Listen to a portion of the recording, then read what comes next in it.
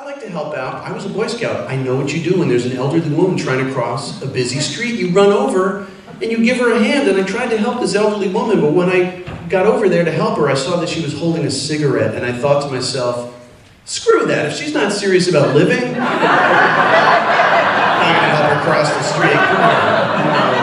Not gonna happen. I like to hike, I like to be healthy. You guys like to hike? We're in such a beautiful area. Yeah.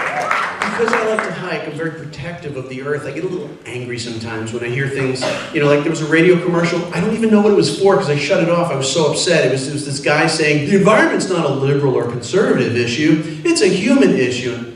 I turned it off because we know the environment is largely a liberal issue. Liberals are pretty much the only barrier between us and a commercial that sounds like this. Live Nation is proud to present gas-guzzling, nitro-burning, flame-spewing monster trucks all day long for Earth Day in Yosemite National Park. Come early for dollar draft. Pretty girls drink free. Open carry after 5.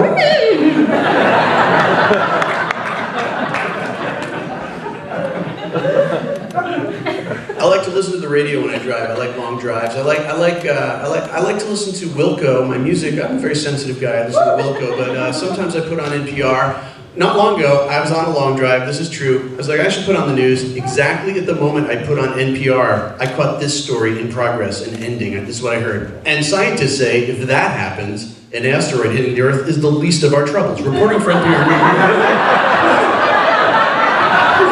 What did I miss? What? 8 hours of that, like,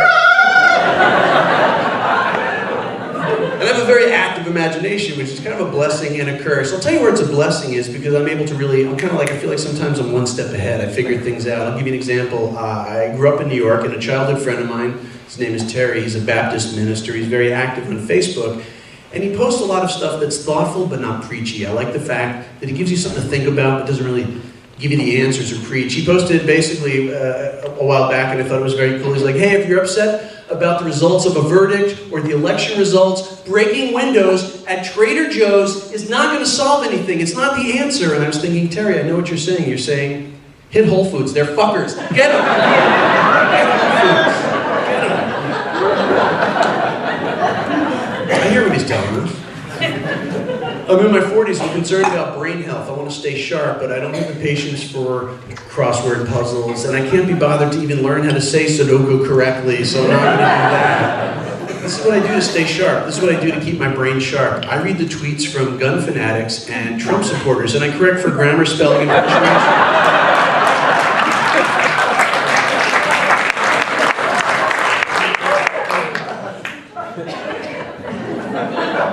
I'm talking to my friends in a public place and they lower their voice about what they think will happen ultimately. Like, we know it's going to end poorly. We don't know how it's going to end poorly, but we know it's going to end poorly. And they're like, I think he's going to be impeached. I think he's going to be shot. And then, like, I don't care what happens. I really, in my mind, I would be fine with a human resources manager. Like, Don, it's not working out. Today's your last day. Let me show you. I've been fired from jobs for a lot less than terrifying the entire planet.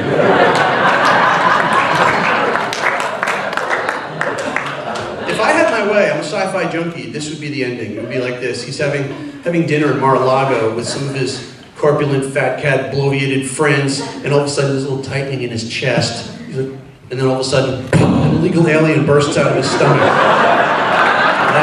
Like that.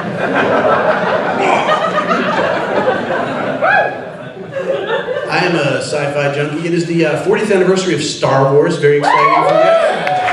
Yes. Star Wars fan? No, I love it too. What do you make of all the marketing? It's pretty crazy, but we love Star Wars. Like, there's a Darth Vader Visa card. I'm not kidding. There's a Star Wars Darth Vader Visa card. Under what circumstances would you get a Star Wars Darth Vader Visa card? Because you know at some point you're going to be on the phone with customer service. Like, I thought I had a low APR and bonus miles. I'm like, pray I don't alter the terms and conditions any further.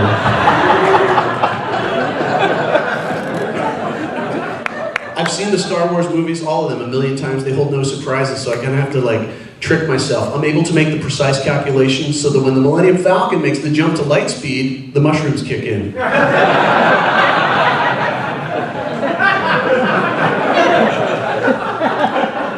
I've seen Empire Strikes Back, like, I'm not exaggerating, probably 1,000,000 times. It's my favorite of all the Star Wars movies. but it doesn't hold a lot of surprises. So I watch it on DVD. I watch it in German. Do you know how frightening it is to see Darth Vader speaking German? Nein, Luke, ich bin der Vater. Oh my God.